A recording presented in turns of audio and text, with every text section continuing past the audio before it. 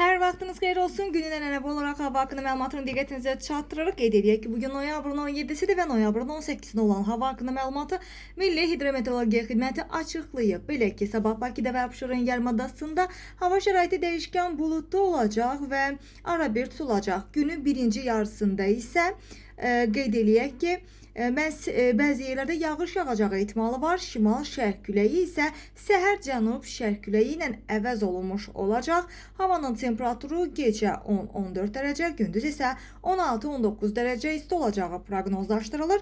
Azərbaycanın bölgələrinə gəlincə rayonlarda da havanın əsasən yağmursuz keçəcəyi gözlənilir və bəzi yerlərdə isə arabir duman olacaq və şərq küləyi əsəcək. Havanın temperaturu isə gecə 8-12 dərəcə, gündüz isə 16-21 dərəcə isti olacağı gözlənilir. Dağlarda isə gecə 0-4 dərəcə isti, gündüz isə 7-12 dərəcə isti olacağı proqnozlaşdırılır.